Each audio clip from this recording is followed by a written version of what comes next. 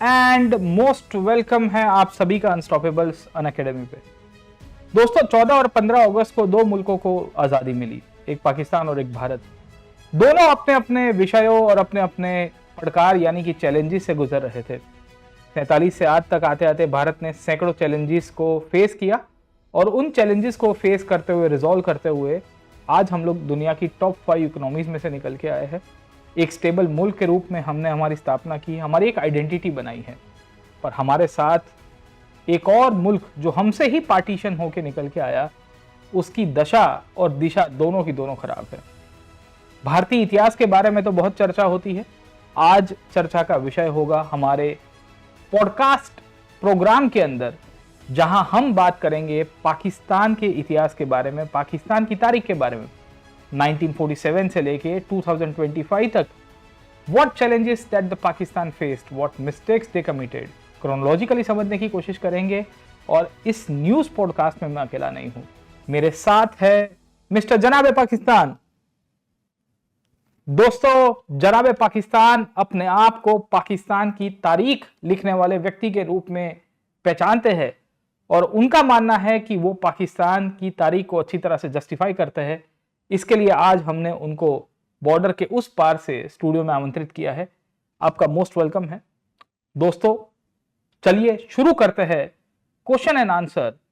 और इसके अंदर कुछ ऐसे तीखे सवाल भी होंगे, कुछ ऐसे सच्चाई वाले सवाल भी होंगे। शायद आप भी तैयार होंगे मिस्टर जनाब, क्योंकि सच बहुत कड़वा होता है। दोस्तों, तो पहला सवाल हम लोग जनाबे पाकिस्तान को पूछेंगे 1947 के बारे में और उनसे एक दृष्टिकोण लेने की कोशिश करेंगे कि क्या हुआ था 1947 और 1950s में पाकिस्तान की इतनी शेखी हालत क्यों हो गई। जनाब साहब, पहला सवाल आपसे है। सवाल यह है कि 1947 में भारत और पाकिस्तान दोनों के दोनों इंडिपेंडेंट हुए। पहला पाकिस्तान के लिए एक बहुत बड़ा क्राइसिस निकल के आया जनाब साहब, और वो ये था कि आपने 1956 तक संविधान ही नहीं बना पाए। 1956 तक आप अपना संविधान नहीं बना पाते हो। भारत जबकि 1950 में अपना कॉन्स्टिट्यूशन को रेडी कर देता है, एनेक्ट कर देता है, पर आपने तकरीबन 9 साल लगा दिए। इस 9 साल के अंदर आप गवर्नर जनरल की सिस्टम में रहे हैं, वो भी जो गवर्नमेंट ऑफ इंडिया एक्ट 1935 में ब्रिटिश ने दी थी, उसी सिस्टम की लेगेसी को आपने कंटिन्यू रखा। इसमें भी आपको बहुत दिक्कतें आई। दिक्कत इस तरह से भी आई कि आप अपने कैपिटल को फिक्स नहीं कर पाए। इनिशियली पहले कराची को फिक्स रखते थे, फिर बोला कि नहीं हम रावलपिंडी को कैपिटल रखेंगे। बाद में कुछ सालों के बाद आपने डिसाइड किया कि हम इस्लामाबाद के अंदर हमारे कैपिटल को निर्धारित करते हैं। ये जीपीएस की लोकेशन नहीं मिल रही थी जनाब आपको, या आप जगह को लेके ही कंफ्यूज थे? इन परिस्थिति में भी इंडिया जब 1947 से आगे गुजर रहा है, तब हमें पाकिस्तान के अंदर देखने को मिला कि 1947 के एक साल के अंदर ही आपके Quaid-e Azam, the leader, governor general of Pakistan Mohammad Ali Jinnah की मृत्यु हो गई। और वो भी इतनी विकट परिस्थिति के अंदर। क्वेटा से वापिस आ रहे थे, कराची एयरपोर्ट के बाहर उनकी एम्बुलेंस खराब हो गई और 5 घंटे तक उनको एम्बुलेंस के अंदर से निकाले ही नहीं पाए और ना ही कोई बैकअप आया। परिणाम स्वरूप उसी दिन उनकी मृत्यु हो जाती है। उसके बाद 51 तक आते आते आपके खुद के प्रधानमंत्री को गोली मार दी जाती है, लियाकत अली खान को। और इस दौर में पाकिस्तान में 1 नहीं, 2 नहीं, 3 नहीं, बल्कि 8 से 9 गवर्नर जनरल्स आ गए। 1956 में आपने अपना संविधान लागू किया। आप अपने आप को कॉन्ट्राडिक्ट करते गए जनाब। कॉन्ट्राडिक्ट इस तरह से क्योंकि आपने 1948 में, आपके ही कायदे ने 1947 में, माय बैड, एक स्पीच दी थी। कहा था कि Hindus and Muslims and Sikh and the Parsis and the Christians can live in this new country called as Pakistan. आप पूरी जिंदगी कम्युनलिज्म को फैलाते गए और अब आप ये दावा कर रहे हो कि अब एक ऐसा मुल्क बनाएंगे इस्लामिक आइडेंटिटी के ऊपर, और उसमें यह कहोगे कि भाई यहां जितने भी समुदाय के लोग हैं उनको इक्वल राइट्स होंगे और उनको अपॉर्चुनिटीज दी जाएगी। आपकी इस डिमांड को भी फुलफिल नहीं किया जाता है कॉन्स्टिट्यूएंट असेंबली के द्वारा। और आखिर के अंदर 56 तक आते आते आप एक इस्लामिक मुल्क के रूप में अपनी आईन को लिखते हो, वही आईन जिसको 1958 में आपके ही एक मिलिट्री ऑफिशियल ने घोल के पी गए। The ball is in your court mister जनाब, आप हमको बताएंगे कि इतने कैपिटल्स क्यों? आपके गवर्नर जनरल ऑफ इंडिया या गवर्नर जनरल ऑफ पाकिस्तान या प्राइम मिनिस्टर के साथ ऐसे हादसे क्यों हो गए? क्या ये प्लान का पार्ट था, कॉन्स्पिरेसी का पार्ट था, या एक बट नेचुरल था? प्लीज एनलाइटन अस। आदाब, हमें यहां बुलाने के लिए। आपके एक एक करके सवालों का जवाब देता हूं मैं। आपने पहला सवाल पूछा कि हमने क्यों 3-3 कैपिटल्स बनवाए। अरे भाई, हम एक्सपेरिमेंट करना चाहते थे, हम लोगों को मौका देना चाहते थे, एक्सपीरियंसेस कराना चाहते थे। एक्सपीरियंसेस इस बात के कि वहां की आवाम को जमहूरियत का लाभ हो, उनको ये समझ में आए कि they are living in a capital. We wanted the people of Karachi, Rawalpindi and now Islamabad कि they are living in the great country and the greatest capital of that country. आपका शहर ही उसकी राजधानी है, इसके लिए हम उसका मौका दे रहे थे। उसमें आपको क्या लेना देना? रही बात हमने आईन को बनाने में थोड़ी देरी कर दी, जी हाँ, मास्टरपीस बनाने में टाइम तो लगता है। हमने आपकी तरह थोड़ी आईन लिखा है भारत के वासियों, हमारा पाकिस्तान का आईन बड़ा महान है। हमने 1935 के कॉन्स्टिट्यूशन को पूरा का पूरा एनेक्ट किया हुआ है और उसको नाम बदल के उसके ऊपर इस्लामिक रिपब्लिक का ढांचा बना दिया। कहा कि भाई देखो, हमारा आईन एकदम ग्रेट होना चाहिए। एक ऐसा आईन जिसको हमारे नहीं हुक्मरानों ने 1958 में फाड़ के फेंक दिया, वो बात अलग है, बट हम आईन को एक मास्टरपीस के रूप में देखते हैं। रही बात कायद साहब की, कायदे आजम मोहम्मद अली जिन्ना की, ये बात दुखद है कि हम उनको समय पे एम्बुलेंस नहीं पहुंचा पाए। हमारे देश में उस टाइम पे ईंधन की कमी चल रही थी और ईंधन की कमी चलते हम एम्बुलेंस के अंदर जो स्पेयर एम्बुलेंस थी उनको सप्लाई नहीं कर पाए। ये दुख की बात थी। आप जैसे चैलेंजेस से गुजर रहे थे वैसे ही चैलेंजेस से हम भी गुजर रहे थे। हमारे यहाँ पे भी रेफ्यूजी क्राइसिस था, हमारे यहाँ पे भी लॉ एंड ऑर्डर का प्रॉब्लम था। हमने जैसे तैसे करके एड्रेस किया। आप तो हमको मदद भी नहीं कर रहे थे, तो आप हमें ऐसा मत कहिए कि हम एक मुल्क के रूप में इनिशियली आके बहुत ही गैर जिम्मेदारा हरकत कर रहे थे। नमस्कार दोस्तों, जनाबे पाकिस्तान के साथ तो डिबेट आगे चलती रहेगी, पर अगर आप यूपीएससी एस्पिरेंट है तो आपके लिए एक इंपॉर्टेंट अपडेट है। अपडेट यह है कि अनअकैडमी की फ्रीडम ऑफर जो 16,999 के अंदर 16,999 के अंदर आपको एक साल का सब्सक्रिप्शन दे रही है, जहां पे आपका जीएस, सीसेट, प्रीलिम्स, मेंस और पूरा का पूरा फाउंडेशन हो जाएगा, उसकी कवरेज आपको मिल जाएगी। और 14 अगस्त तक ये ऑफर लिमिटेड टाइम तक है। PN लाइव कोड को आपको यूज करना है, जहां इंडिया के टॉप एजुकेटर्स की टीम, वो चाहे हिंदी में हो, इंग्लिश में हो या इंग्लिश में हो, आपके लिए अवेलेबल रहेगी। हमारी नई बैचेस आगाज नीव जैसी बैचेस भी शुरू हो रही है, तो इस ऑफर का जरूर से लाभ उठाइए। और इस ऑफर में अगर आप 2 साल या उससे अधिक का सब्सक्रिप्शन लेते हो तो आपको मिलता है UPSC Unacademy UPSC assure program, जहां पे आपको 2 साल से अधिक प्रोग्राम के ऊपर अगर आपके द्वारा एग्जाम ना क्लियर की गई तो आपको मिलेगा एक एक्सटेंशन। साथों के साथों मिलता है इंडियन एक्सप्रेस का यूपीएससी एसेंशियल का सब्सक्रिप्शन। जी हाँ, न्यूज़पेपर का एक अलग से यूपीएससी पोर्शन आता है इंडियन एक्सप्रेस में, उसका अलग से सब्सक्रिप्शन हम आपको दे रहे हैं। तो इस ऑफर का जरूर से लाभ उठाइए। 1 साल, 2 साल, 3 साल का सब्सक्रिप्शन ले सकते हो। अगर आप फाउंडेशन से तैयारी करना चाहते हो, खास करके अपने कॉलेज के साथ, तो जरूर से हमारे साथ ज्वाइन करेगा। ये ऑफर वापस नहीं आएगा, लिमिटेड टाइम पीरियड ऑफर है। Link is in the description. PN live code को यूज करना ना भूलिएगा। चलिए अब जनाबे पाकिस्तान के साथ चर्चा कंटिन्यू रखते हैं। दोस्तों, जनाबे पाकिस्तान का ये मानना है कि इतना टाइम जो उनको संविधान बनाने लगा है, उसके पीछे का कारण है कि they wanted to master craft the best of the constitution. Whereas reality ये है कि 1948 से 57 के बीच में इनके पास मल्टीपल गवर्नर जनरल्स आ गए। बाद में ये गवर्नर जनरल्स की पोजीशन इन्होंने हटा दी और वहां पे प्रेसिडेंशियल सिस्टम लेके आए। इसी दौर में इन्होंने प्राइम मिनिस्टर्स को भी कहीं कहीं पे अपॉइंट किया, उनको भी कभी कभी रातों रात बर्खास्त कर दिया जाता था। और इन परिस्थिति में ये कह रहे हैं संविधान के कंटेक्स्ट में, कॉन्स्टिट्यूशन के कंटेक्स्ट में, कि सबर का फल बड़ा मीठा होता है। खैर, पाकिस्तान के केस में उल्टा हुआ है, क्योंकि पाकिस्तान ने जो सबर की है उसका फल उनको मिला ही नहीं, और बाद में जाके जो फल निकल के आया वो मीठा नहीं, बहुत ही कड़वा था। इतना कड़वा कि इनके यहां डेमोक्रेसी नहीं आ पाई। स्थिति ऐसी रही कि प्राइम मिनिस्टर की कुर्सी पे वो म्यूजिकल चेयर खेला जाता था, कभी एक उठता था, दूसरा आता था, दूसरा उठता था, तीसरा आता था। इस तरह की व्यवस्था से पाकिस्तान की पूरी इनिशियली गवर्नेंस हमको देखने को मिली। 1952 में अगर आप भारत की परिस्थिति देखोगे 51-52 में, तो भारत में डेमोक्रेसी इंटरनलाइज हो चुकी है, कॉन्स्टिट्यूशनल बेसिस के ऊपर से गवर्नेंस होने लग गई है।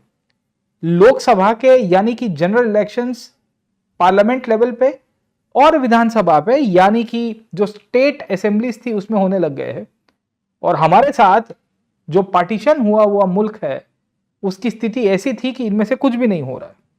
वो बात छोड़ दीजिए, मुझे कभी कभी इनकी तारीख देख के लगता है कि नेटफ्लिक्स का कोई ड्रामा देखूं, इससे अच्छा इनकी हिस्ट्री का एक चैप्टर उठा के पढ़ लूं तो ज्यादा कॉमेडी देखने को मिलेगी।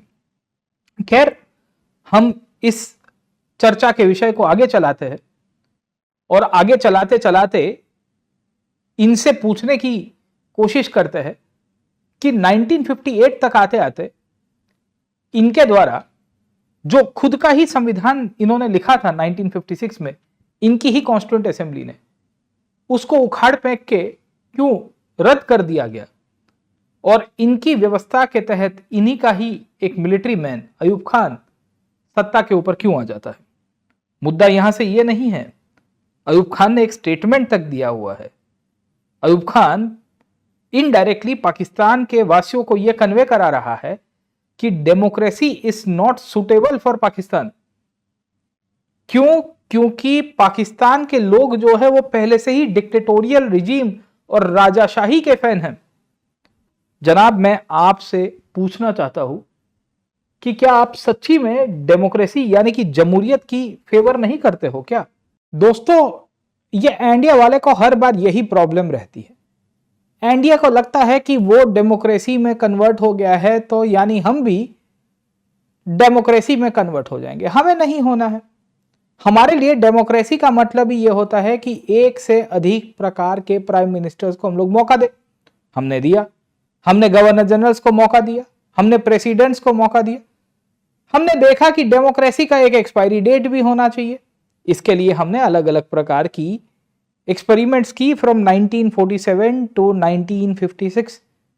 उसके बाद 57-58 तक आते आते जब आईन तैयार हो गया तो हमने उसमें भी डेमोक्रेसी की बात तो किया ही है। वो बात अलग है कि हमने डेमोक्रेसी के नाम के ऊपर हमारे राज्यों की जो प्रोविंशियल यूनिट थी वो खत्म करवा की और हमने एक वन यूनिट की स्थापना करवा दी कि पाकिस्तान पूरा का पूरा एक है। हमें दिक्कत उस बात के ऊपर बिल्कुल नहीं है कि हमारे मुल्क में जमहूरियत इस तरह से उभर के आई। इंडिया को इस बात के ऊपर कोई लेना देना नहीं होना चाहिए, यह हमारा मानना है। जनाब, ये आपके साथ डेमोक्रेसी को लेके हुआ क्या है? आपके पहले एक टाइम के प्रधानमंत्री के द्वारा एक वन यूनिट की स्थापना की गई और प्रोविंशियल जो गवर्नमेंट थी उसको डिसमिस कर दिया गया और अयूब खान तक आते आते 1960s में आपने यहाँ पे बेसिक डेमोक्रेसी का एक प्रिंसिपल लागू किया जहां पॉलिटिकल पार्टीज को भी खत्म कर दिया और थाना, काउंसिल, डिस्ट्रिक्ट, विलेज लेवल के ऊपर काउंसिल्स की रचना करवा दी। पर इस तरह से थोड़ी डेमोक्रेसी यानी कि जमहूरियत काम कर पाएगी।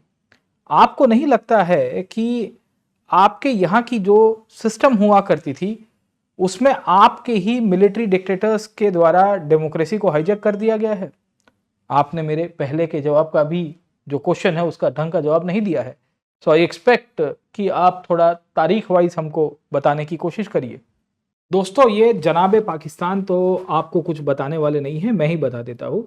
पाकिस्तान में 1958 के अंदर काया पलट हो गया, तख्ता पलट हो जाती है पूरी तरह से और स्थिति ऐसी क्रिएट हुई कि वहाँ पे मिलिट्री रूल की शुरुआत हुई। अयूब खान ने वहाँ की पॉलिटिकल पार्टीज़ को बैन कर दिया, एक नई सिस्टम लेके आए जिसे हम लोग कहते हैं बेसिक डेमोक्रेसी, जिसके आधार के ऊपर हमें ये देखने को मिलता है कि वहाँ जो प्रोविंशियल यूनिट्स थी उसको पूरी तरह से री एडमिनिस्टर या रीऑर्गेनाइज किया गया। खैर, वहाँ पे सबके वोटिंग राइट्स भी ऑलमोस्ट छीन लिए गए थे क्योंकि वहाँ पे एक इलेक्टोरल कॉलेज के थ्रू बाद में वोटिंग इंस्टीट्यूशंस को एक तरह से क्रिएट किया जाता है और इसी आधार के ऊपर अयूब खान ने 1960s के दशक के अंदर इलेक्शंस भी कराए। मज़े की बात ये थी कि ये अयूब खान ही थे जिन्होंने 1960s के दौर में प्रेसिडेंशियल इलेक्शंस में अपने ही कायदे आजम यानी कि पाकिस्तान के जो फाउंडिंग फादर हुआ करते थे मोहम्मद अली जिन्ना, उनकी सिस्टर फातिमा जिन्ना को इलेक्शंस के अंदर डिफीट कर दिया। ये जनाब आपको शायद इसके ऊपर ज़्यादा प्रकाश नहीं डालेंगे क्योंकि उनको शायद इसके ऊपर शर्मिंदगी महसूस होती होगी, पूछेंगे अभी इनको। और अयूब खान के कंटेक्स्ट में एक चीज़ वो भी इंपॉर्टेंट है कि अयूब खान ही थे जिन्होंने 1965 में इंडिया के ऊपर वॉर भी किया था। जी हाँ दोस्तों, 1965 में अयूब खान ने कश्मीर को लेके, कश्मीर या उसके पहले भी आप देखोगे कच्छ में लड़ाई की थी और 65 में ऑपरेशन जिब्राल्टर किया गया। ये जिब्राल्टर के द्वारा कश्मीर को तोड़ने की कोशिश की गई। खैर वो बात अलग थी कि कश्मीर लेने के चक्कर पे नहले पे दहला पड़ गया और शास्त्री जी तब भारत के प्रधानमंत्री हुआ करते थे। इस दौर में शास्त्री जी ने इवेंचुअली लाहौर के ऊपर फ्रंट खोल दिया और बाद में ताशकंद में जो करार हुआ, ये करार भी एक तरह से देखा जाए तो पाकिस्तान की जो तारीख है उसके ऊपर एक विल सी की एक बहुत बड़ा सिंबॉलिक स्लैब था कि भाई देखो आप ये गुस्ताखी दूसरी बार मत करिएगा कश्मीर को इस तरह से तोड़ने में। तो ओवरऑल पाकिस्तान के मिलिट्री डिक्टेटर्स 58 से सत्ता में आते हैं और 1958 के बाद continuously they will be capturing power around, और 68 तक या 69 तक अयूब खान का कार्यकाल रहा और अयूब खान को हटा के उन्हीं के ही एक और मिलिट्री जनरल सत्ता में आए 1969 के ट्रांजिशन में, जिनका नाम था याह्या खान। थोड़ा इनके पूछने की कोशिश करते हैं कि फातिमा जिन्ना को हराने के पीछे का लॉजिक क्या था और ताशकंद क्या इनके लिए वो भी एक क्रिकेट का गेम के समान था या कुछ और हुआ करता था, और फिर उसके बाद 69-70s की हिस्ट्री के ऊपर जाने की कोशिश करेंगे। देखो हम अयूब खान के समर्थक हैं, हम ये सोचते हैं कि अयूब खान ने जो भी किया होगा वो अच्छे के लिए किया होगा। 1960s के दौर में जब उन्होंने फातिमा जिन्ना को इलेक्शंस में हरा दिया तो गलत क्या था? हम उस पीरियड में जेंडर इक्वालिटी प्रीच कर रहे थे, आपके यहाँ नहीं थी पर हमारे यहाँ थी। हमने कहा स्त्री या पुरुष कोई भी कैंडिडेट होगा, अयूब खान के सामने लड़ेंगे उसको हारना निश्चित है, तो हमने उनको हरा दिया चुनाव के अंदर, क्या बड़ी बात कर दी। रही बात दूसरी 1966 में या 65 के अंदर ताशकंद या इंडिया पाकिस्तान, कश्मीर हमारे लिए क्रिकेट ग्राउंड के रूप में है, हमें लगता है कि वहां हमें ट्रायल मैचेस खेलनी चाहिए। अब ट्रायल मैचेस में हमारे लिए इंपॉर्टेंट ये नहीं है कि हम हारे या जीते, हमारे लिए इंपॉर्टेंट है कि हम प्रैक्टिस खेलें। आपने चीटिंग कर दी, आपने कश्मीर की जगह लाहौर में फ्रंट खोल दिया। इंडिया हर बार ऐसा ही करता है, हमारे साथ सरप्राइज दे देता है, कभी मिसाइलें ऊपर से आ जाती है, कभी समुंदर के अंदर से आ जाते हो, कुछ भी ऐसा नहीं करते। तो हम तो इस तरह से ही देखते आए हैं दुनिया को, हमारे मुल्क को, और हमें तो आनंद होता है इसमें, इस तरह से रहने में। तो होपफुली आपको जवाब मिल गए होंगे मेरे। और रही बात याह्या खान साहब की, उनकी तारीख तो अयूब खान से भी बहुत बढ़िया है। आप जरा नाजरीन को बताइए, फिर मैं आपको थोड़ा उसके अंदर इंसाइट देता हूं। दोस्तों 1960s के दौर में जब भारत के अंदर खास करके 1964 के अराउंड शास्त्री जी की मृत्यु हो गई, 62 में हमने चाइना के साथ भी एक युद्ध किया और 65 तक आते आते शास्त्री जी जब सत्ता में रहे तब हमारी पाकिस्तान के साथ भी लड़ाई हुई और फिर ताशकंद का करार हुआ। इस दौर में हमने ग्रीन रिवॉल्यूशन की तरफ चले गए थे। ये वो दौर था जब भारत के खेतों में गेहूं उग रहे थे, हम फूड सेल्फ रिलायंस की तरफ, फूड सेल्फ सफिशिएंसी की तरफ जा रहे थे, हम स्टेबलाइज करने की कोशिश कर रहे थे, हमारे इंटरनल प्रॉब्लम्स को एड्रेस करने की कोशिश कर रहे थे। तब ये जनाब के मुल्क में अगर आप देखो तो हमें पता चल रहा है कि उनका फॉरेन डेट बढ़ रहा है, उनकी इकोनॉमिक क्राइसिस में गुजर रही है, उनके खेतों में टैंक के निशान थे जो भारतीय सेना छोड़ के आई थी, खास करके पंजाब वाले रीजन के अंदर। और इन स्थिति में 68 तक आते आते जब भारत के अंदर भी ट्रांजिशन हुआ है, क्योंकि 66 में we lost Shastri ji at Tashkent, और उसके बाद इंदिरा गांधी 66 के बाद सत्ता में आके इंडिया को स्टेबलाइज कर रही है, तब पाकिस्तान ने एक और coup देख लिया। मैंने कहा ना शुरुआत में ही कि इनकी तारीख में ही एक चीज है कि भाई कोई भी व्यक्ति एक हद से ज्यादा यहां सत्ता में नहीं टिक पाएगा। खैर अयूब खान ने तकरीबन 10-11 साल तक शासन किया, पर 68-69 के ट्रांजिशन तक आते आते उन्हीं के ही सेनापति याह्या खान उनको पलटा देते हैं। जनाब आपसे पूछना चाहेंगे कि ये याह्या खान की तारीख के बारे में ऐसा क्यों कहते हैं कि उनकी पार्टी बहुत ज्यादा फेमस थी। और रात को 8 बजे से सुबह 8 बजे के बीच में याह्या खान को फोन नहीं किया जा सकता, या अगर उनका फोन आ जाए तो समझ लेना कि रिकन्फर्म करने के लिए दूसरे दिन सुबह उनको एक बार फिर से पूछ दीजिएगा कि सर कल रात को जो ऑर्डर दिया था वो सही दिया था कि गलत था, क्योंकि वो known for little bit getting tipsy after two small small things around. ऐसा क्यों कहते हैं जनाब, थोड़ा जरा बोलिएगा याह्या खान के कंटेक्स्ट में। और आप क्यों याह्या खान के कार्यकाल में एक देश के रूप में, एक मुल्क के रूप में टूट गए। और ये याह्या खान का ही दौर था पाकिस्तान के अंदर जहां पहले जनरल इलेक्शंस किए गए ऑफिशियली, क्योंकि इसके पहले तो चुनाव होते ही नहीं है। और 69-70 के ट्रांजिशन में जब इलेक्शंस हुए तो हैप्पी बर्थडे हो जाता है। हैप्पी बर्थडे किस बात का, तो मुजीबुर रहमान जो आवामी लीग के नेता हुआ करते थे, जिन्होंने ईस्ट पाकिस्तान से चुनाव लड़ा था, उनको मेजोरिटी मिलती है। पर याह्या खान और उस टाइम पे जो वेस्ट पाकिस्तान के एक और लीडर थे जुल्फिकार अली भुट्टो, इन दोनों ने कॉन्स्पिरेसी के भाग के रूप में मुजीबुर रहमान को प्रधानमंत्री ना बनाने का एक निर्णय लिया, जिसके कारण बांग्लादेश हो गया। जरा बताइए कि ये कहानी क्या थी, ये सही बोल रहा हूं कि गलत बोल रहा हूं जनाब, please give us insight on this. ये देखो, हमारे लिए ये जो ईस्ट पाकिस्तान का बांग्लादेश बना है, इससे बड़ा जमहूरियत का एग्जाम्पल और क्या हो सकता है। हम जमहूरियत में मानते थे, इसके लिए हमने जमहूरियत का एक एग्जाम्पल सेट किया। हमने डिसाइड किया कि हमारे बंगाली भाइयों को एक देश गिफ्ट कर दिया जाना चाहिए। ये इंडिया की साजिश थी, जिसके मदद से मुजीबुर रहमान जो है वो अलग कर गए देश को, वरना पॉसिबल नहीं था ये। रही बात हमारे याह्या की सबसे बड़ी अचीवमेंट है कि उनके दारोमदार में एक नए मुल्क का स्थापना हुआ। ये इतिहास की तारीखों में गोल्डन वर्ड से लिखा जाएगा कि एक मुल्क के दारोमदार में, या उसकी आप जब लीड कर रहे थे तो उनकी अध्यक्षता में एक नए नेशन को उसमें से क्रिएट किया गया। ऐसी गोल्डन अपॉर्चुनिटी और किसी को मिलती है तो याह्या को मिली थी। दोस्तों, 1969-70 के ट्रांजिशंस में पाकिस्तान में जनरल इलेक्शंस को लेके जब वेस्ट पाकिस्तान ने ईस्ट पाकिस्तान को डोमिनेट करने की कोशिश की, तो इसका परिणाम ये हुआ कि बांग्लादेश का क्रिएशन होता है। मुजीबुर रहमान उसको लीड करते हुए एक नए राष्ट्र की स्थापना करेंगे, और भारत में इसके कंटेम्पररी पीरियड के अंदर इंदिरा गांधी जो है वो सरकार में थी। हमने तब तक बैंकों का नेशनलाइजेशन कर दिया था। इंदिरा गांधी 1970s के अर्ली दौर के अंदर एक प्रोमिनेंट फेस के रूप में निकल के आ चुकी थी और इंडिया को स्टेबिलाईज कर रही थी इंटरनली। वो चाहे लैंड रिफॉर्म्स हो, इकोनॉमिक पॉलिसीज़ के अंदर अगर आप देखोगे तो स्टेट सोशलिज्म को लागू करवाना हो, और बाद में जाके हमें देखने को मिलता है कि इकोनॉमी के ऊपर ही जो कमांड सिस्टम के आधार के ऊपर गरीबी हटाओ के कार्यक्रम हो, या बाकी सारे जो इकोनॉमिक प्रोग्राम्स है, वेलफेयर स्कीम्स है, वो भी शुरू होने की तैयारी में थी।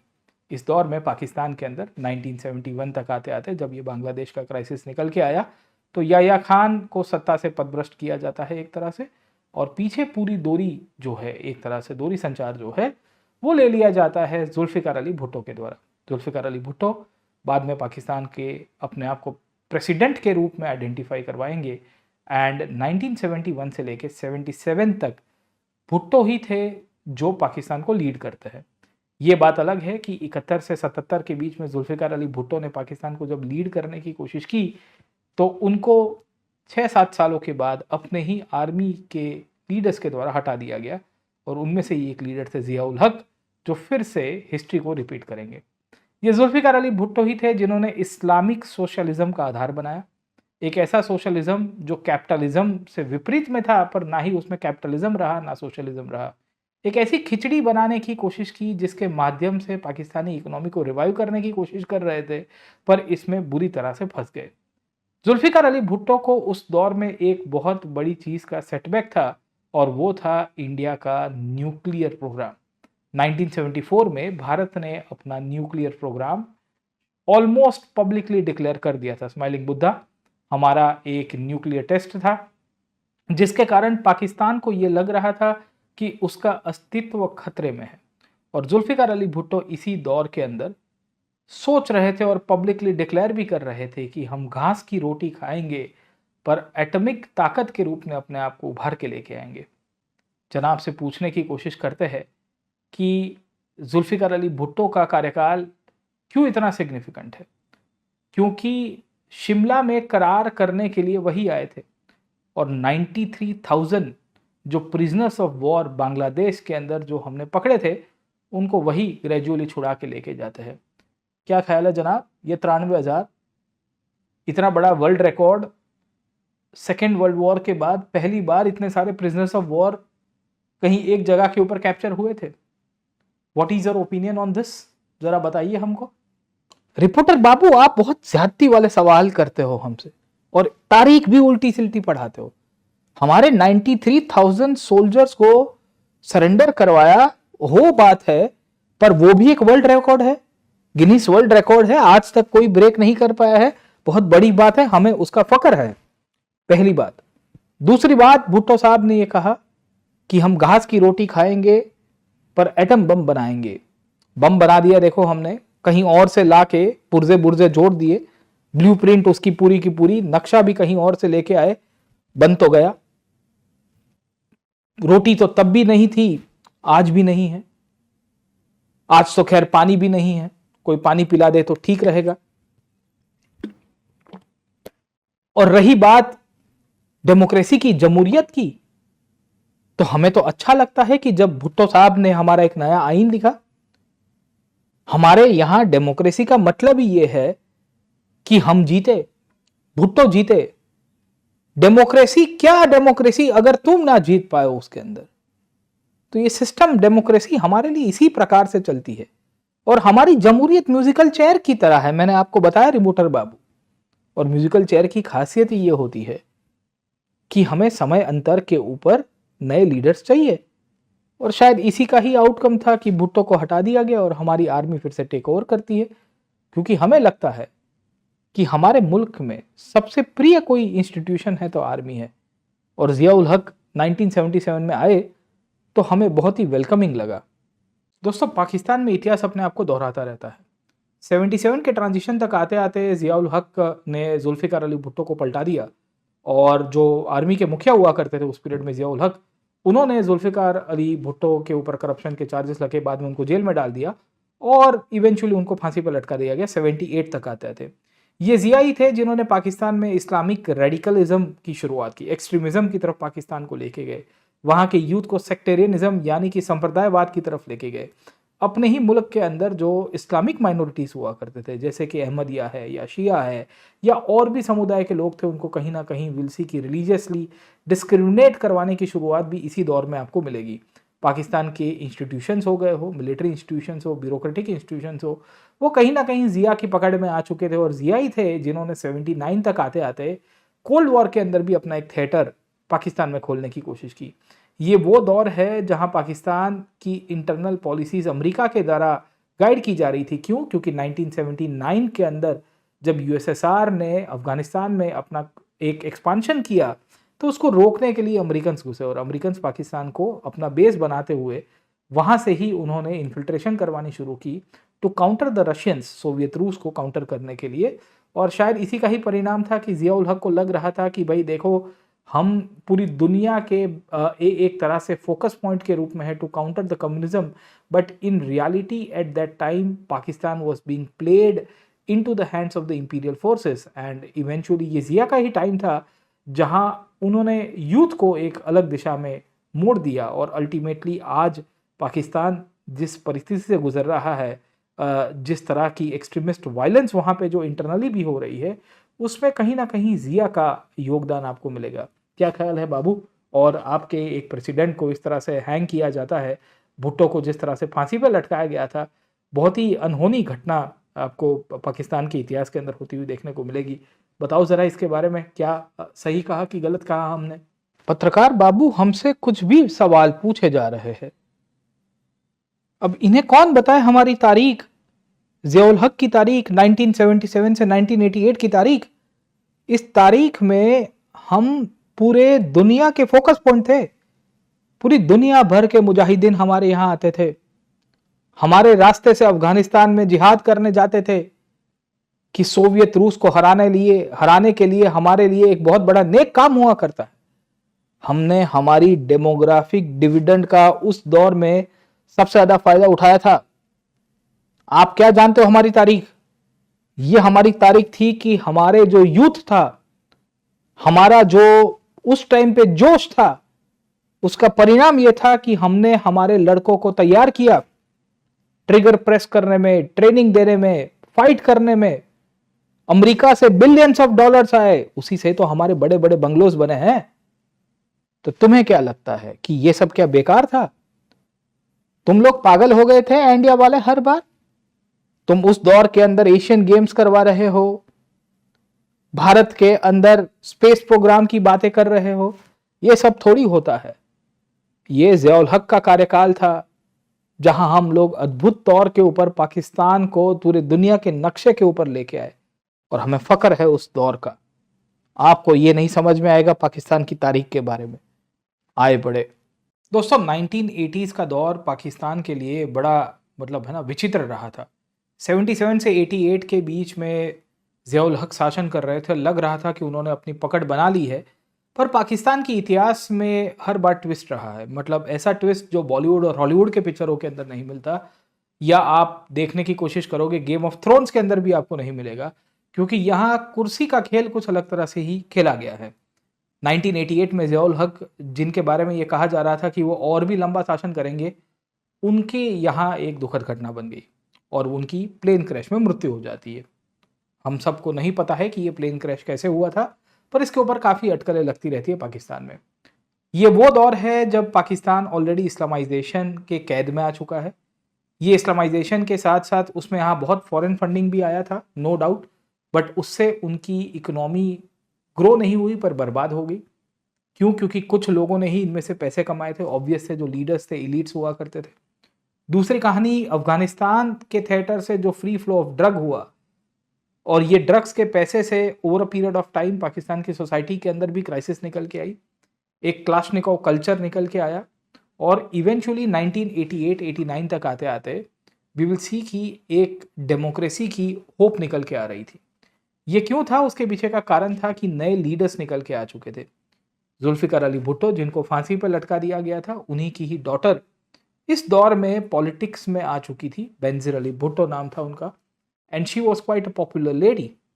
इसी दौर में 1988 के ट्रांजिशन में देखोगे तो पंजाब से भी एक चेहरा निकल के आ रहा था, उनका नाम था नवाज शरीफ। इंटरेस्टिंग कहानी है, 1988 से 1999 के बीच में पाकिस्तान में ये जो डेमोक्रेसी का जो ड्रामा है, ये इसे जैसे कहते हैं हम लोग डांस ऑफ डेमोक्रेसी, ये चलता रहा 10 सालों के अंदर, या 1988 से 99 के बीच में तकरीबन 10 से 11 सालों के बीच में पाकिस्तान में 4 दफा प्राइम मिनिस्टर फिर बदले गए। 2 बार बेनजीर अली भुट्टो प्राइम मिनिस्टर बनती है, 2 बार नवाज शरीफ प्राइम मिनिस्टर बनते हैं। Thanks to the blessing and the interference of the Pak army, इनको कभी कभी आधे आधे टर्म से सत्ता से हटा दिया जाता था और एक की जगह दूसरे को रिप्लेस किया गया। और इस परिस्थिति में पाकिस्तान की जो इकोनॉमिक डेवलपमेंट और ओवरऑल जो उसका फोकस पॉइंट होना चाहिए, वो नहीं हो पाया। सोसाइटी रेडिकलाइज हो चुकी है। अफगानिस्तान का थिएटर तो खत्म हो चुका है, क्योंकि 1989 में सोवियत रूस ने अफगानिस्तान से विड्रॉ कर दिया था, पर पाकिस्तान को वो एक गिफ्ट देके जा रहा था, वो था रेडिकलिज्म और तालिबान जैसे ग्रुपिंग्स का इमर्जेंस होना।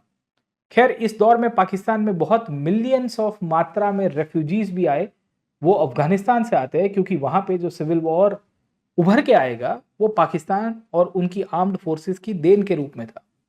बात आगे चली, इस दौर में कंटेम्प्रेरी पीरियड में इंडिया इकोनॉमिक क्राइसिस से निकल के आया था।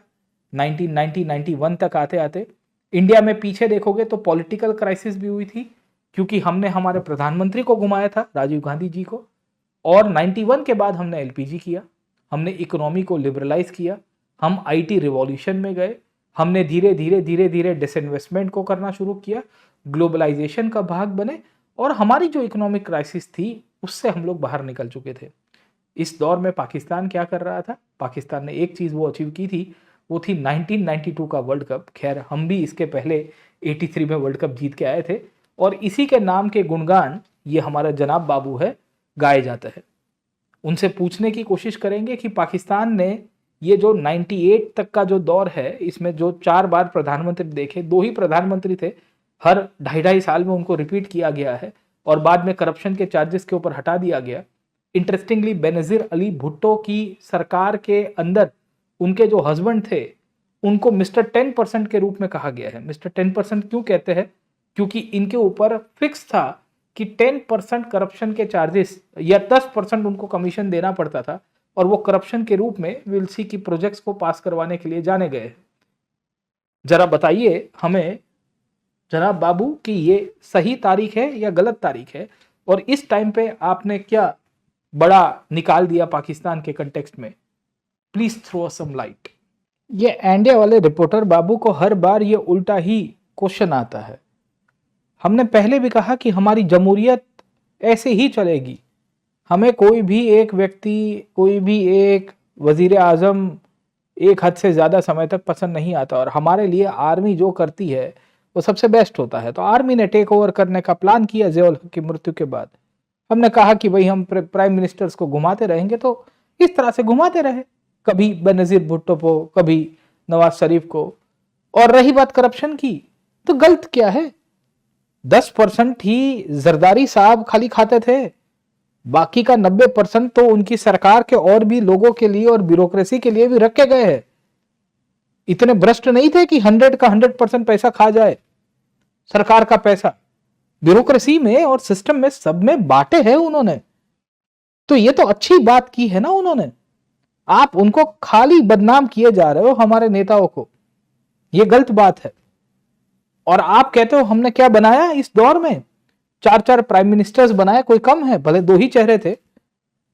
हमने न्यूक्लियर बॉम्ब बनाया 98-99 में, जब आपने 98 के ट्रांजिशन में पोखरण किया, तो हमने भी बता दिया कि हम भी न्यूक्लियर है, हम भी एटमी ताकत है। तो हम कुछ गलत थोड़ी कर रहे हैं, हमने भी बहुत सारी अचीवमेंट की है। हमने आपके प्रधानमंत्री जी को बस यात्रा पे बुलाया, फिर देखो कारगिल में कैसा बनाया। तो हम बड़े स्मार्ट लोग हैं। आप लोग हो इंडिया वाले उल्टा उल्टा बोलते रहते हो। आप लोग हो जिनको कुछ समझ में नहीं आता है। हमने पूरी कश्मीर के अंदर मिलिटेंसी बनाई। 89 के बाद जब हमारा अफगानिस्तान का थिएटर खत्म हो गया, तो हमने वहां के युवाओं को, यूथ को डाइवर्ट कर दिया कश्मीर के अंदर। तो हम तो बहुत कुछ बनाते हैं। आप हो जो हमें बदनाम किए जा रहे हो उल्टा सुल्टा।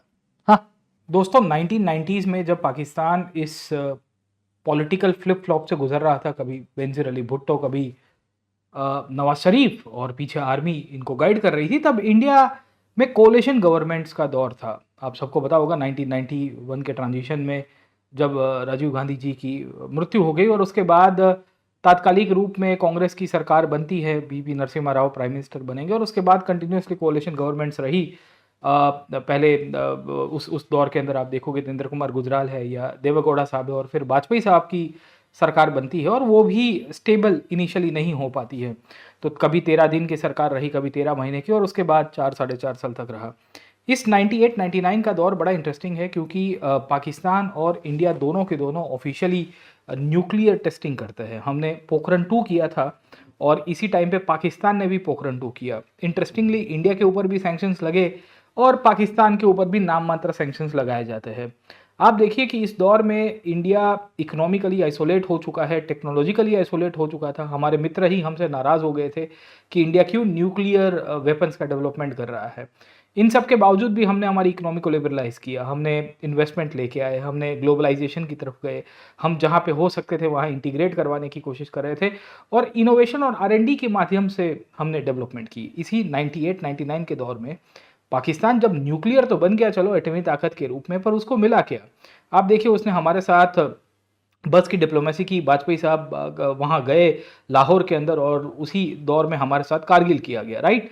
और मज़े की बात आप देखिए पाकिस्तान में फिर तख्ता पलट हो गया, क्योंकि 99 तक आते आते मुशर्रफ ने अपने ही प्रधानमंत्री नवाज शरीफ का खेल पलटा दिया, और फिर से हिस्ट्री रिपीट होती है। तो मैंने कहा था कि पाकिस्तान की इतिहास में जो म्यूज़िकल चेयर है, और हमारे जो यहाँ बाजू में बैठे हुए हैं जनाब पाकिस्तान, वो भी ये कह रहे थे कि भाई देखो उनकी तो जमहूरियत ऐसे ही चलती है। तो कुछ इस तरह से पाकिस्तान की तारीख 99 तक आपको देखने को मिलती है। मुशर्रफ 1999 से लेकर 2008 तक फिर से पावर को कैप्चर करेंगे। इस दौर में आप देखिए कि पाकिस्तान की किरकिरी हुई ऑलमोस्ट पूरे विश्व में, क्योंकि करगिल को लेके उनको आखिर में प्रेसिडेंट क्लिंटन, जो अमेरिका के तत्कालीन राष्ट्रपति थे, उनको कॉल करना पड़ा इंटरफियर करने के लिए और इंडिया को समझाने के लिए, क्योंकि इंडिया उसमें और हार्ड स्टैंड लेना शुरू कर रहा था, जैसे हम लोग आज की तारीख में अभी ले रहे हैं ऑपरेशन सिंदूर के बाद। तो इन स्थिति में पाकिस्तान की दशा खराब हो रही है इकोनॉमिकली, पॉलिटिकली भी, एंड विल सी कि पाकिस्तान एक क्राइसिस से गुजर रहा था।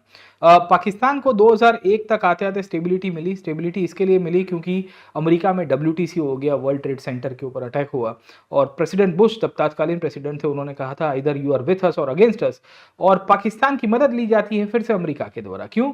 क्योंकि अल-कायदा, जो उसामा बिन लादेन विल्सी की जब अटैक करता है, या उसी की संस्था के द्वारा अटैक किया गया था, तो इसमें अफगानिस्तान के अंदर बैठ के ये सब पूरा प्लानिंग किया गया है। और अमेरिका ने कहा कि हम अफगानिस्तान में, और तालिबान जो उभर के आया है पाकिस्तान की मदद से ही, या पहले तो इनिशियली अमेरिका की मदद से ही, उनको सप्रेस करेंगे। और मुशर्रफ ने पावर कैप्चर करते हुए इस दौर में पाकिस्तान को 2008 तक शासन उन्होंने रखा। इंटरेस्टिंगली मुशर्रफ इस दौर में एक साइड के ऊपर गुड कॉप बैड कॉप की पॉलिसीज खेलते रहे, पैसे बनाते रहे।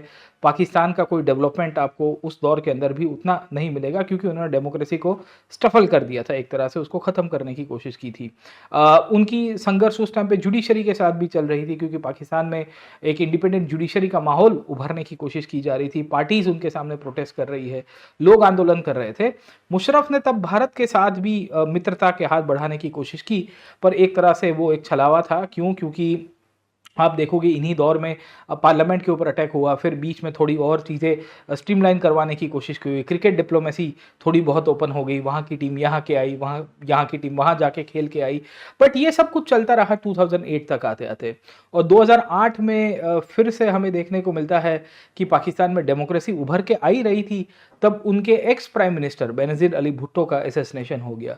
तो वहाँ प्रधानमंत्री लीडर्स को इस तरह से विल सी की बहुत बार ऐसा देखने को मिलता है कि उनकी हत्याएं कर दी जाती है, असैसिनेशन हो जाता है, कोई षड्यंत्र का भाग बन जाते हैं। और मुशर्रफ 2008 के अंदर सत्ता छोड़ते हैं, और 2008 में एक तरह से देखा गया पहली बार कि एक सिविलियन गवर्नमेंट डेमोक्रेसी की तरफ पाकिस्तान के अंदर उभर के आती है। जनाब पाकिस्तान से थोड़ा राब्ता करता है कि भाई उनका क्या ख्याल है इस दौर में, और 2008 के बाद ट्रांजिशन में क्या हुआ, थोड़ा उसका भी पिक्चर देखने की कोशिश करेंगे। देखिए पत्रकार साहब, आपको ये समझ में नहीं आता है कि मुशर्रफ क्यों पावर में आए थे। हमारे यहाँ कू अगर ना हो तो हमारी प्रजा को जमहूरियत के ऊपर से विश्वास उठ जाता है। तो मुशर्रफ ने कू किया यूनिफॉर्म वाला, तो गलत क्या था? ऑलरेडी हमने 10 साल तक थोड़ी बहुत जमहूरियत देख ली थी। 1999 में मुशर्रफ आए, अच्छा काम हुआ हमारे लिए। हमारे लिए अच्छा काम इसके लिए हुआ क्योंकि 9/11 में हम अमेरिका के साथ ही बने। अमेरिका ने 9/11 करने उसके होने के बाद जब अफगानिस्तान के ऊपर युद्ध डिक्लेयर किया, तो हमसे ही पूरी नाटो फोर्सेस निकल के आई। उसके ऊपर हर जगह के ऊपर कमीशन हमारा था। हमारे लीडर्स, हमारे मिलिट्री लीडर्स को इससे बहुत पैसे मिले, डॉलर ही डॉलर हमको मिलते रहे, तो हमारे लिए तो बढ़िया रहा। हमारे बड़े बड़े बंगले बने, हमारी बड़ी बड़ी फ्रेंचाइजी निकल के आई। हमने ये पैसा घुमाया दुनिया के और भी देशों के अंदर। हमारे बच्चे, हमारी फैमिली बड़ी खुशामदीद, बहुत ही अच्छी प्रगति की। तो ये तो अच्छी बात है। और रही बात अमेरिका का साथी बनने की, क्यों? क्योंकि अब हमको तालिबान की ज़रूरत नहीं थी, अब हमको अल-कायदा की ज़रूरत नहीं थी। इन्हीं अल-कायदा और तालिबान को हमने बनाया था 1980s के दशक में रशिया के सामने लड़ने से। अब हमको ज़रूरत पड़ गई तो हमने उनको बेच दिया, क्या फ़र्क पड़ता है? तो इस स्थिति में मुशर्रफ का जो पूरा स्ट्रैटेजी था बहुत बढ़िया था। और कारगिल तो हमारा एक एक्सपेरिमेंट था। कारगिल तो हमें लगता है कि ये एक्सपेरिमेंट हमें इस तरह से करने चाहिए। क्यों? क्योंकि हम करेंगे, कश्मीर के ऊपर माहौल बनता रहेगा, हम मार खाएंगे, हम हमारे ही लोगों को नहीं स्वीकारेंगे, तो गलत क्या है उसमें? हमने कहाँ स्वीकारा था कि ये हमारे रेगुलर आर्मी के लोग थे? ये तो आप इंडिया वाले हो जो उनको इतना रिस्पेक्टेड और डिग्निफाइड वे में हाईलाइट करते थे, वरना तो हम तो कभी स्वीकारे भी ना। तो इस तरह से हमको अच्छा लगा मुशर्रफ का दौर। और हमारी जमहूरियत की तो खासियत रही है कि 2008 तक आते आते मुशर्रफ साहब को भी हमने टाटा बाय बाय कह दिया और फिर से इलेक्टेड गवर्नमेंट लेके आए। और हमको अच्छा लगता है 2008 से लेके आज तक देखिए हमारे यहाँ जमहूरियत ही जमहूरियत है। प्रधानमंत्री आए और गए, पर आर्मी का शासन हमारे यहाँ बढ़िया चलता रहा। दोस्तों 2007-8 जो मुशर्रफ का आखिर का टेन्योर था, तब तक आते आते पाकिस्तान में बहुत सारी क्राइसिस निकल के आ गई। एक तो रेडिकलिज्म और एक्सट्रीमिज्म की क्राइसिस, जिसको पाकिस्तान ने खुद क्रिएट किया था। वहाँ पे जो दहशतगर्द थे, मिलिटेंट्स हुआ करते थे, टेररिस्ट हुआ करते थे, उन्होंने आके लाल मस्जिद जो लाहौर के अंदर बहुत ही प्रोमिनेंट मॉस्क हुआ करती थी, उसको टेक ओवर कर दिया और मुशर्रफ को उसके लिए टैंक्स रोल ऑन करनी पड़ी।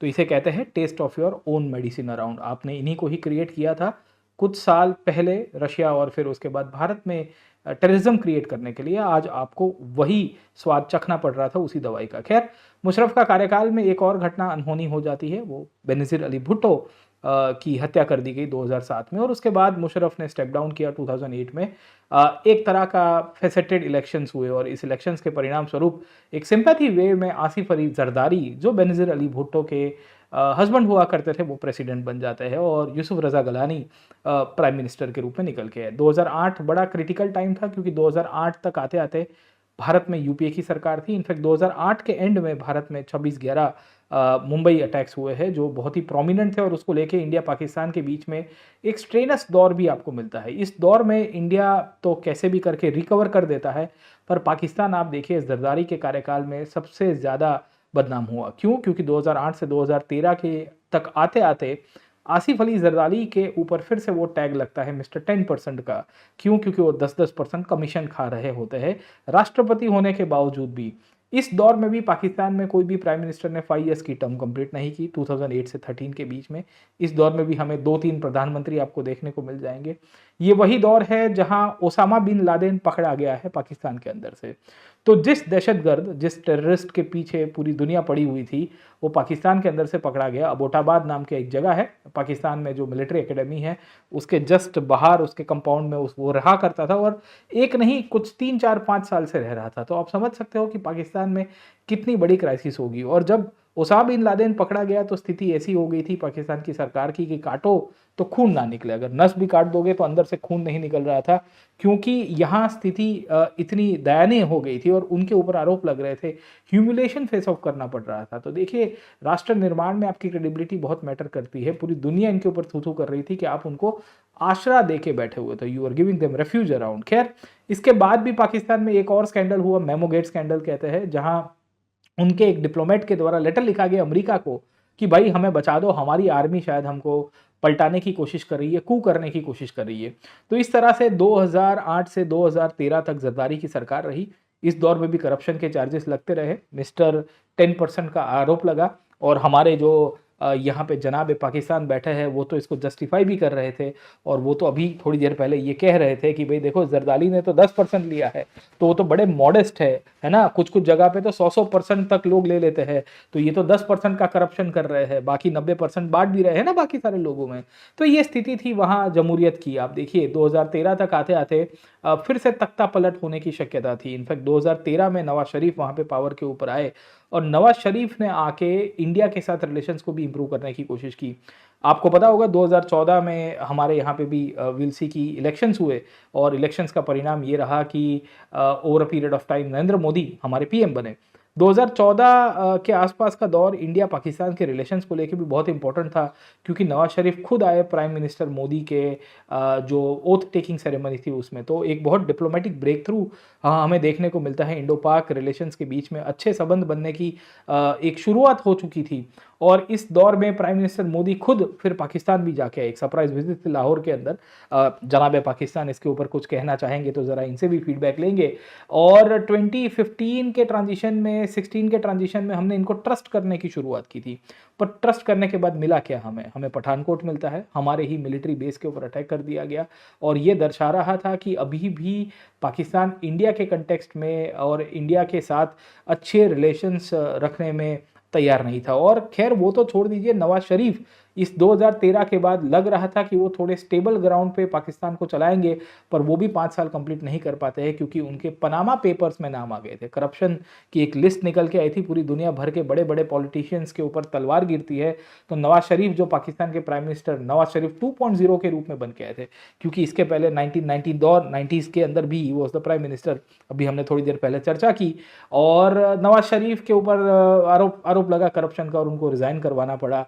और उसके बाद फिर फिर पाकिस्तान के अंदर इंस्टेबिलिटी रही।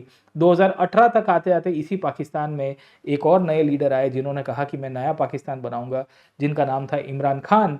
और उनकी कहानी बहुत ही इंटरेस्टिंग चली। पहले जनाब पाकिस्तान से देखते हैं कि भाई ये 2013-18 का जो टाइम पीरियड है या 8 से 18 तक का टाइम पीरियड है, उसमें आपको क्या लगता है कि वहाँ कहाँ मार खा गए। अब अच्छा, आर्मी भी इस दौर के अंदर आपको सत्ता के ऊपर सीधे सीधे नहीं मिलेगी, तो भी ये स्टेबिलिटी नहीं रख पाते हैं। पत्रकार बाबू, आपको ये लगता है कि ओसामा बिन लादेन हमारे यहाँ से पकड़ा गया तो हमारे लिए ह्यूमिलेटिंग है? वो हमारा स्टेट गेस्ट हुआ करता था, हमने उसको गेस्ट ऑफ ऑनर का दर्जा दिया हुआ है। इसके लिए हमें तो बहुत ही प्राउड होता था, फक्र होता था कि देखो हमारे यहाँ से ओसामा बिन लादेन। ये तो अमेरिका ने थोड़ी चालाकी कर दी, वरना हम पकड़ ना देते थे उसको। रही बात हमारे लीडर्स की, पनामा पेपर्स के अंदर हमारे प्राइम मिनिस्टर का नाम आना हमारे लिए बहुत फक्र की बात है फिर से। क्यों? क्योंकि दुनिया में जितने भी धनवान लोग थे, अमीर लोग हैं, उनके अंदर हमारे प्राइम मिनिस्टर अव्वल आए हैं। तो एक पाकिस्तानी होने के नाते हमारे लिए तो बहुत गर्व की बात हो जाएगी कि we have headed to the richest of the persons. हमारे प्राइम मिनिस्टर लीड कर रहे। हम भले गरीबी में रहे, हमारे यहाँ आटा ना हो, दाल ना हो, चावल ना हो, पेट्रोल ना हो, हमारे प्राइम मिनिस्टर का नाम आना कोई छोटी मोटी बात थोड़ी है करप्शन के अंदर। ये गलत बात है, आप इसको इस तरह से नहीं देख सकते। और ये सब पैसा चीन का था। नवाज शरीफ ने चाइना पंजाब इकोनॉमिक कॉरिडोर की स्थापना करवाई साहब। पूरा का पूरा चाइना पाकिस्तान इकोनॉमिक कॉरिडोर है, वो पंजाब से जाता है, उनके होम स्टेट से। और वहां पे उनको कितने ठेके मिले, कितने कॉन्ट्रैक्ट्स, कितनी सारे पीछे किकबैक्स। तो अच्छी बात है ना, हमारे मुल्क के एक स्टेट का विकास हो रहा था उसमें। आप उल्टा उल्टा कहते हो। और 2018 तक आते आते हमारे यहां जब बदलाव हुआ तो हमने स्वीकार लिया, क्योंकि हम तो ये देख रहे हैं कि जमहूरियत हमारे यहां ऐसे ही चलती है। और इमरान खान आए, इमरान खान ने आके क्या ट्विटर के ऊपर नया पाकिस्तान की स्थापना की। ऐसा पाकिस्तान जिसकी कल्पना हमारे जितने भी पुराने लीडर्स थे कोई नहीं कर सकता था, इंडिया वाले भी नहीं कर सकते थे। और आपको लगता है कि नया पाकिस्तान इमरान खान ने बनाया है, वो क्या उल्टा सुल्टा बना दिया है? नहीं नहीं नहीं, आई डोंट थिंक सो।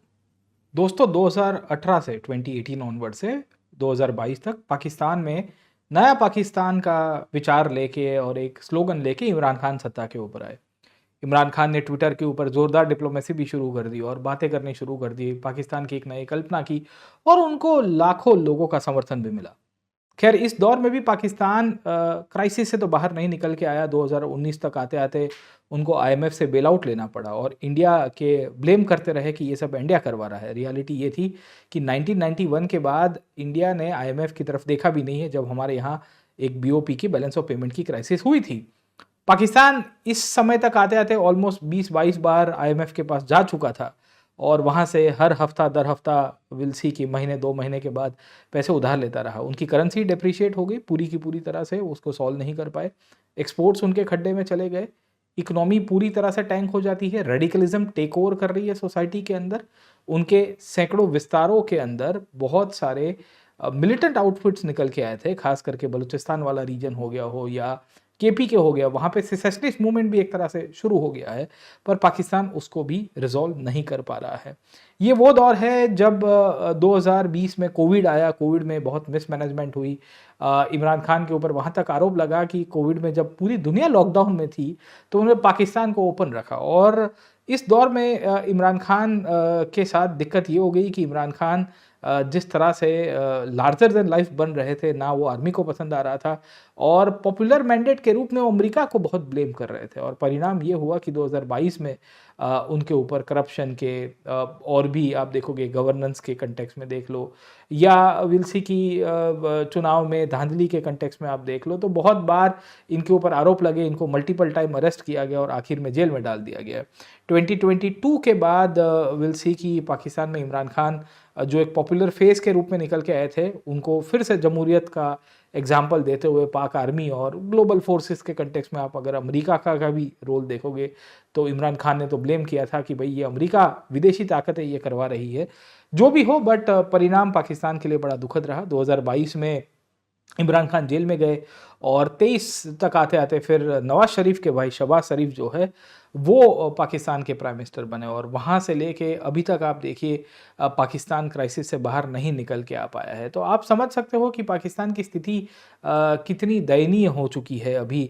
और इस दौर में भी पाकिस्तान IMF के पास गया, अभी फिर से 23rd टाइम वो बेल आउट निकालने के लिए गया और पाकिस्तान ने कहा कि हमको थोड़ा दे दो, है ना। तो लॉयल्टी प्रोग्राम अगर पाकिस्तान चला रहा है IMF के साथ, मुझे लग रहा है कि हफ्ते दर हफ्ते वो कटोरा लेके खड़ा हो जाता है और कहता है कि भाई थोड़ा हमको पैसा दे दो सर, हमारी स्थिति बहुत ख़राब है। इस दौर में भी पाकिस्तान ने दहशतगर्दी यानी जो टेररिज्म है उसको नहीं स्टॉप किया। इंडिया के साथ रिलेशंस अच्छे करने की जगह पाकिस्तान रिलेशंस को स्पॉइल करता रहा। आप देखिए इस दौर में 2019 में हमारे साथ पुलवामा हुआ, उसके बाद आप देखने की कोशिश करोगे तो 2025 तक आते आते विल सी कि पहलगाम होता है, और इंडिया उस टाइम पे कश्मीर का इंटीग्रेशन भी कर रहा है पूर्ण रूप से। और इंडिया इकोनॉमी में आप देखिए कितना आगे चला गया। 2015 के बाद धीरे धीरे हमने UPI से लेके आधार डिजिटाइजेशन करने की कोशिश की, हम इकोनॉमिक रिफॉर्म्स कर रहे हैं, GST को विल सी की इंट्रोड्यूस करवा रहे हैं, and we are internalising many things around, okay. और एक हमारा नेबर है जो विल सी की जनाब के रूप में, इनको ये अलग ही ख्याली पुलाव के अंदर बैठे हुए हैं और इनको पता नहीं किस प्रकार की बुद्धि भ्रष्ट हो गई है। ये अभी भी उसी दौर में जी रहे हैं कि भाई देखो हम कुछ बड़े तुर्रम खा है। पता नहीं कंक्लूडिंग रिमार्क्स इनसे लेना चाहेंगे कि ये इमरान खान वाला चैप्टर है या शहबाज शरीफ वाला जो चैप्टर है, और अभी जो इन्होंने हरकतें की है इसके बाद तो आपको पता है कि इंडिया को बहुत ही हार्ड स्टैंड लेना पड़ा। हम लेना नहीं चाहते थे उसके बावजूद भी, क्योंकि नेबर अगर गुड नेबरली अप्रोच फॉलो नहीं करता है तो then we have to take the correct stand around, okay. और हम उसी पॉलिसीज़ को फॉलो कर रहे हैं। जनाब आपसे कंक्लूडिंग रिमार्क्स लेना चाहेंगे, आपका क्या ख्याल है कि ये भारत के द्वारा जो किया गया और आपकी जो जमहूरियत है वो सही दिशा में जा रही है कि नहीं जा रही है? रिपोर्टर बाबू, आप हर बार हमको उल्टा उल्टा क्वेश्चन पूछते रहते हो। हमने आपको इस इंटरव्यू की शुरुआत में भी पहले कहा कि हमारे यहाँ जमहूरियत का मतलब ही होता है WWE, यानी कि रिंग के अंदर कोई भी एक प्राइम मिनिस्टर को एक हद से ज्यादा नहीं रहने देने का, राइट। हमने वही फॉलो किया। इमरान खान हो या अभी शहबाज शरीफ हो, देखते हैं कितना टाइम रहेंगे। हम हाइब्रिड डेमोक्रेसी में मानते हैं और हमारी खासियत यह है हाइब्रिड डेमोक्रेसी कि आर्मी पीछे होनी चाहिए। चाहे पहले बाजवा साहब थे हमारे आर्मी चीफ या अभी आसिम मुनीर साहब हैं, हम तो उन्हीं के द्वारा जो नक्शे कदम उनके जो फॉलो किए गए हैं उनकी लेगेसी को ही सपोर्ट करते रहेंगे। और शायद इसी का ही कारण है हमने जब जब जंग में मार खाई है उसके बाद हमने आर्मी चीफ को फील्ड मार्शल बनाया हुआ है। अयूब खान भी फील्ड मार्शल बने थे इसी तरह से, और अभी इनको भी फील्ड मार्शल बनाया हुआ है। हमको अच्छा लगता है कि हारो और फील्ड मार्शल बनो और देश की कमान आगे संभालो, मुल्क को हम लोग चलाएंगे। रही बात हमारे IMF की बेल आउट की, तो हमारा लॉयल्टी प्रोग्राम है। हाँ, आपने सही कहा, हम सपोर्ट करते हैं इस प्रकार के लॉयल्टी प्रोग्राम को। अभी तो 1-2 बार 5 बार फिर जाएंगे, हमारे यहाँ जैसे डॉलर खत्म हो जाएंगे हम फिर जाएंगे, और जरूर पड़ी तो हम अमेरिका से मांग लेंगे, क्या बड़ी बात है। तो हमारे मुल्क की रचना ही ऐसे की गई है कि हम जाएंगे, घूमेंगे, पैसा वैसा लेंगे, इंडिया को जो करना है करें। इंडिया जितना भी आगे जाए, हम सोशल मीडिया में प्रोपोगंडा में सबसे ज्यादा रहेंगे आगे। हम देखेंगे कि आपको सोशल मीडिया के अंदर हम कैसे हराते हैं, व्हाट्सएप फॉरवर्ड्स में, फेसबुक में, एक्स पे, ट्विटर पे, देख लीजिएगा। बाकी आपको अपना मुल्क मुबारक, हमें अपना मुल्क मुबारक। अच्छा लगा हम आपके साथ इस इंटरव्यू में आए। आशा करते हैं कि आप हमारा बहुत जल्द पानी शुरू कर देंगे, क्योंकि बिना पानी की दिक्कतें बहुत आ रही है आज की तारीख में। मिलते हैं दूसरी बार। तो दोस्तों, ये थी कहानी एक पाकिस्तान के आम नागरिक की जुबानी, उन्हीं की ही खुद की तारीख जो उन्होंने खुद स्वीकारी कि भाई देखो क्या हश्र हो गया है हमारे निज़ाम का, हमारे मुल्क का, कि जहाँ पे कोई प्रकार की स्थिरता नहीं है। और उसके पीछे का कारण उनकी खुद की कंसेक्यूटिव गवर्नेंस, मिलिट्री सिस्टम जिस तरह से निकल के आई है, स्टेबिलिटी का अभाव होना, डेमोक्रेसी का इंटरनेस ना होना, फॉरेन पावर्स का इंटरफियरेंस या फॉरेन पावर्स उनकी सोवरेनिटी को कहीं ना कहीं से ट्रांसग्रेस कर रहे हैं, और एक्सट्रीमिज्म और रैम्पेंट करप्शन। तो एक से अधिक रीजन है इनके फेलियर के पीछे। हमने 78 ईयर्स में बहुत कुछ अचीव किया है, हमें और भी ज़्यादा अचीव करना है। इस प्रकार की हिस्टोरिकल डिबेट्स और उसके माध्यम से हम एक कहानी और थोड़ी बहुत सटायर के उपयोग करते हुए आपको समझाने की कोशिश कर रहे थे how not to make a nation. एक राष्ट्र को कैसे नहीं बनाया जा सकता है। हमारा जो नेबरहुड मुल्क है उसका एक प्राइम एग्जाम्पल है। 78 साल की जर्नी में तकरीबन 28 से 29 प्रधानमंत्री उन्होंने देखे हैं, और किसी ने भी 5 साल की टर्म खत्म नहीं की। वेरएस हमारे यहाँ आप देखोगे तो कंजिक्यूटिव गवर्नमेंट्स रही है, प्राइम मिनिस्टर्स रहे जिन्होंने 10 साल 15 साल उससे भी ज़्यादा समय तक लोकशाही पूर्वक शासन किया है। और इंडिया की सबसे बड़ी अचीवमेंट इतने सालों में यही रही है कि हम डेमोक्रेसी को स्ट्रेंथन कर पाए, हम टेक्नोलॉजी में आगे बढ़ पाए, सेल्फ रिलायंट हो गए, इंडिजिनस हो गए, फूड सिक्योरिटी में हमने बहुत सारी चीज़ें अचीव की है, हम आईटी सेक्टर में, स्पेस टेक्नोलॉजी में भी बहुत आगे चल रहे हैं। भविष्य में हमारा ही एक सुनहरा दौर आएगा। इस प्रार्थना के साथ इस सेशन को एंड करता हूँ। अगर आपको ये सेशन अच्छा लगा तो ज़रूर से लाइक, शेयर और सब्सक्राइब कीजिएगा। साथों के साथ अगर आप यूपीएससी की तैयारी कर रहे हो तो अनअकैडमी आपके लिए लेके आया है बहुत ही इंटरेस्टिंग ऑफर्स। आपको डिस्क्रिप्शन बॉक्स के अंदर लिंक मिल जाएगा। आप इस ऑफर्स के थ्रू यूपीएससी की तैयारी हमारे साथ कर सकते हो। मैं और मेरी टीम हमारे साथ और भी लाइव क्लासेस एजुकेटर्स के द्वारा लिए जाते हैं, उसका आप कंडक्ट करा के आप ज़रूर से अपनी यूपीएससी की जर्नी को सार्थक कर सकते हो। आज यहाँ क्लास साइन ऑफ करता हूँ। एक और इंटरेस्टिंग सेशन के साथ आपको वापस मिलूंगा। Thank you very much. Let's crack it. जय हिंद।